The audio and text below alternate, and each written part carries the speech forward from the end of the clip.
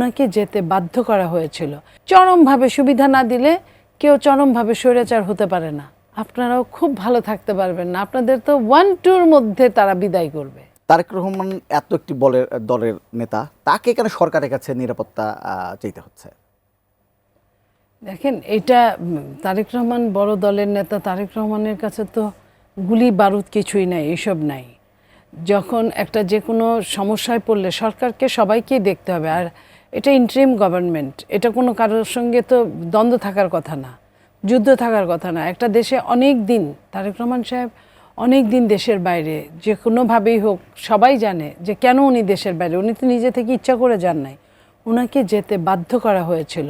সে বাধ্য করা হওয়ার পরেও উনি আসতে পারছেন না। এবং উনি আসলে, উনি যেহেতু এর আগে এমপিও ছিলেন না, মন্ত্রীও ছিলেন না, তো উনি ওনার প্রোটোকলের ব্যাপার থাকে, এত ভিড় বাট্টা হবে, আপনার ইলেকশনের মৌসুম, সব কিছু মিলে ওনার তো অবশ্যই সিকিউরিটির দরকার। আর শুধু সিকিউরিটি যে এটা না আসার কারণে আমি এটা মনে করি না। নিশ্চয়ই যারা প্রশ্ন করেছেন তারাও জানেন, অনেকেই যারা শুনছেন তারাও জানেন যে উনি কি বলতে চেয়েছেন। ওনার একার নিয়ন্ত্রণাধীন না ওনার আশাটা, এই একা নিয়ন্ত্রণাধীন না, আর কার নিয়ন্ত্রণাধীন এটা খুঁজে বের করতে হবে।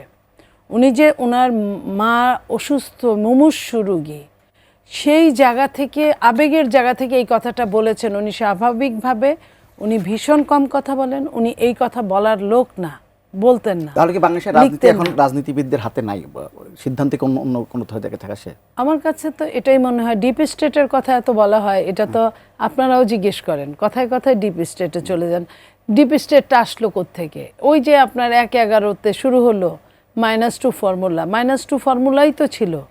-2 এর একজন যিনি ছিলেন তাকে তো বানানো হলো, বা সেই সুযোগটা, স্পেসটা দেওয়া হলো যে সে ফ্যাসিস্টের রূপ লাভ করলো ভয়ঙ্করভাবে। সেই ভয়ঙ্করের রূপ লাভ করার জন্য কিন্তু একটা যারা ডিপ স্টেট তারা কিন্তু অনেক তাকে সুবিধা দিয়েছিলেন।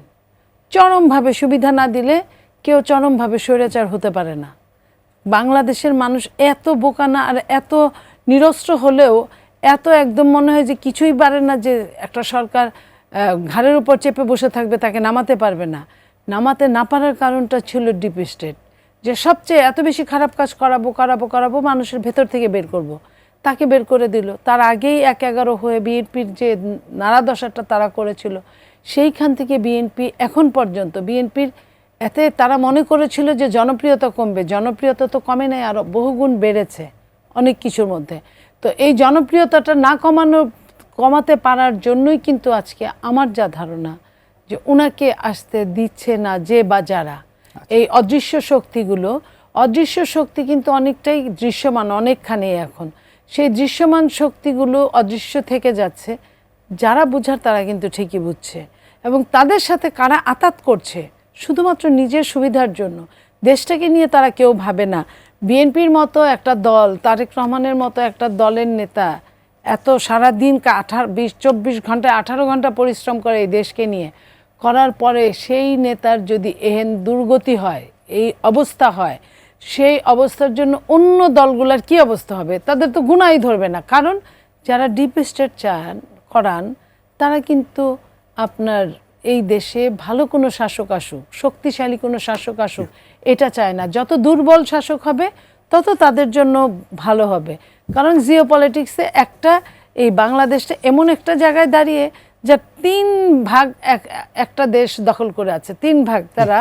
তো এই 3 ভাগ যারা আছে তাদের অনেকগুলো স্টেটের মধ্যে একটা স্টেটের সমান বাংলাদেশ। তার মানে গিলে খাওয়ার জন্য কিন্তু আর বেশি কিছু লাগে না। তারপরেও তারা পারছে না। তারপরে তো বিশ্ব মোড়লরা আছেই, সেই সঙ্গে বিশ্ব মোড়লদের সাথে যারা লবিস্ট করছে, যারা অনেক কিছু টাকা পয়সা দিয়ে ঘটন কাজগুলো করছে, তারা তো আছেই। তাদের উদ্দেশ্যে বলতে চাই, তারেক রহমান যদি কিছু হয়, বিএনপির যদি কিছু হয়, আপনারাও খুব ভালো থাকতে পারবেন না। আপনাদের তো 1-2-র মধ্যে তারা বিদায় করবে।